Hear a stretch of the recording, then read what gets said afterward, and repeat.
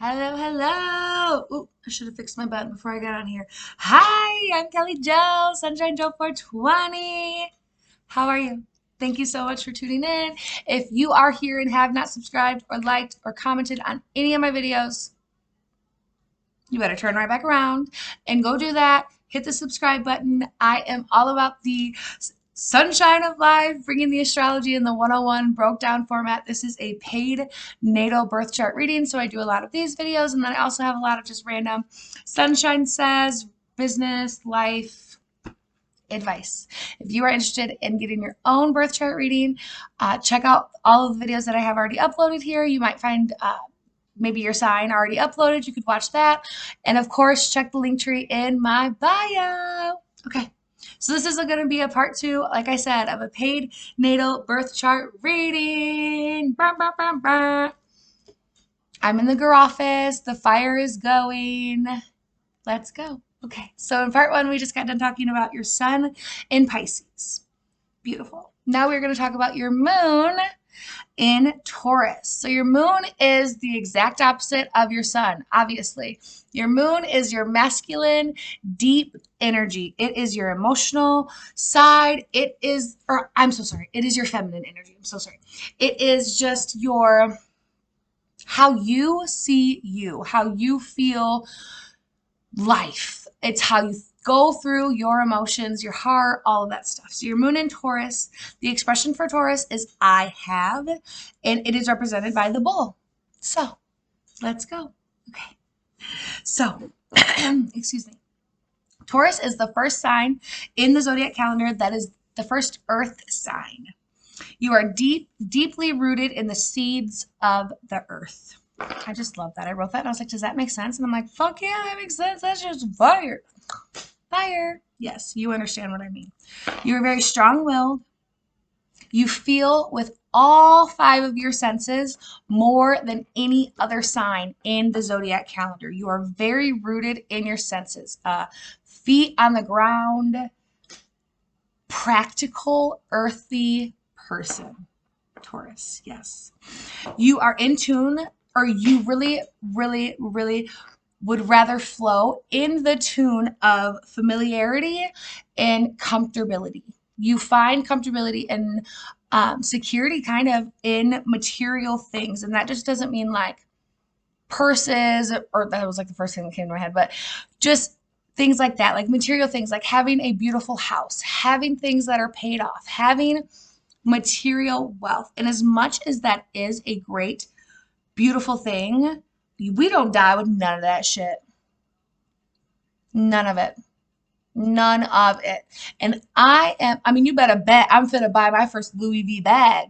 Soon enough, girl. Soon fucking enough, okay? And I'm gonna make a YouTube video about buying my first Louis Vuitton bag because that is something that brings me joy and lights me up. But I'm not doing what I'm doing for the bag. The bag is just a part of the success, the reward, do you know? So make sure that you know that like you are the only thing that you own in this world. Even if your name is on it and it's signed, sealed, delivered, I'm yours. Is it though? Is it though? Mm-mm. Mm-mm. Anything can be taken away from you in a fucking second. God forbid. But always remember that we are the only thing that we control. Yes. Said it's very hard and super stupid for you to try to get someone like you, Taurus Moon, to do fucking anything. Even if you really want to do it, I wrote. But once you choose to do something, your commitment and steadfast attitude is unlike anything else in this world. You would rather not do messy, a no drama llama, a no drama bull, a no drama mama. You somewhat kind of like go out of your way to keep the peace or to not say how you feel or to hide your emotions to not hurt other people's feelings. And like, bitch, that's exhausting. That's exhausting. Coming from a Gemini who is the exact opposite of that, like I'm like, the exact opposite of that. Like, let's talk about it. Let's fight about it. But for you to really, seriously, you are in situations or in relationships right now in your life that you are not happy with. And they honestly don't even have any idea the extent of the situation or what it is at hand that really is making you so unfucking happy that when it comes to you trying to express it, they're like, whoa, wow, you're being a little dramatic or you're being a little emotional because they have no idea the like depth of the shit. When something needs to be said, when you are putting your emotions and your feelings on the back burner because you think somebody else deserves that, no. No, ma'am. No, ma'am. That is not a relationship that you are ever going to thrive in because you yourself are literally harnessing your growth because you're not allowing uncomfortable situations to come into your life. And that is the only surefire way that we really understand, learn, grasp things. And I'm not saying that you're not, excuse me, learning or grasping or doing things. You have great relationships, but how much better could they be? Great. You have a great life. But how much better could it be? A manifestation, like an affirmation or whatever you say, that I say to myself all the time, like when I'm trying to manifest something, like, give me this or something better. Show me something better than what I think I want. This or something better. Show me how good it can get. Doesn't that sound so good? And in order to get there, you're going to have to go through some messy, messy things. But always make sure that you're asking yourself, is this your circus and are those your monkeys? Because if it's fucking not, you let those monkeys fly. Because there's too many messy monkeys and I just totally lost the word in my mind. Like unattended. Too many unattended, crazy ass, wild ass monkeys out there for you to care about every single fucking one of them and to try to like calm every single one of them. That by the time you're doing that, you forgot about your own monkeys and they gone. They gone. You have that strong, deep, passionate, unconditional, warm and fuzzy kind of love to you. And I love you so much. Thank you so much for being you. You are a motherfucking rider, and your people ride at fucking dawn for you. Hard, long, and strong. Big purr. With your moon in earthly practical Taurus and your sun in dreamy watery Pisces, you may feel as if or whatever that you're always being constantly pulled between two worlds.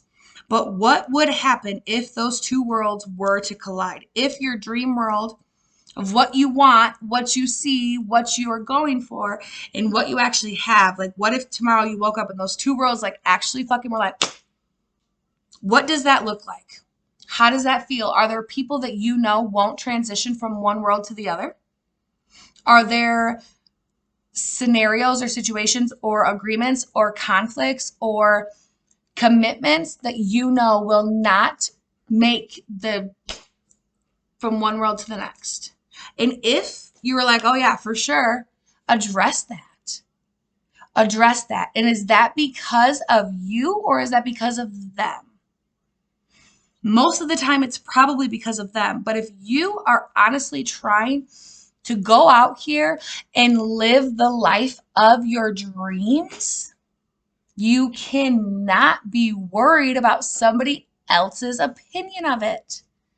Because honestly, in true dream life reality, there will not be a single plain component in that life that does not fully understand, respect, and support your dream.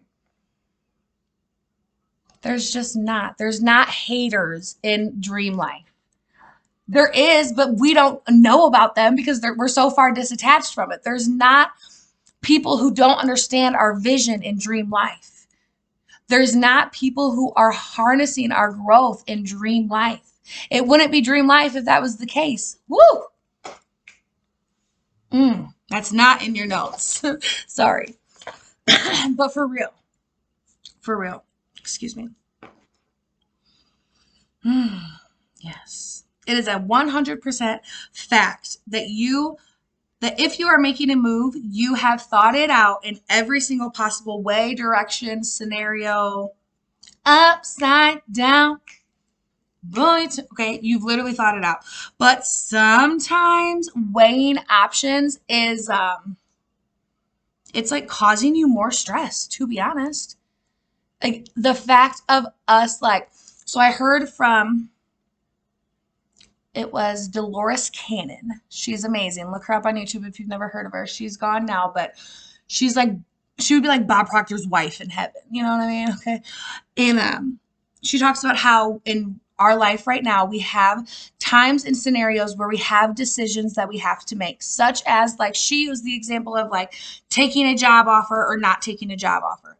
And there is a time in reality that our mind, our energy is giving thought and giving energy to both scenarios. Okay? We are thinking about life. What would life be like if we took this job? What would it be like? How would we feel? Da, da, da, da, da. And then we're also thinking about what if we didn't take this job? What if we stayed where we're at? Da, da, da, da. We are literally creating a possible reality in two different perceptions. And that is honestly just, it's wasting your time. Because it is not possible for us to live in two different directions. It is impossible. And it is also impossible for energy that we created to be destroyed. So whatever you want to do, you can always go back on it. Whatever decision you make, you can always go back on it. Whatever promise you make, you can always break it. But that's where really deciding the fucking path. What do you want? What do you want? And then go do it. Sometimes what we need to do is not always the easiest or prettiest or best plan or option. Sometimes it's actually the lesser of the options, but the one that we really know we want to do.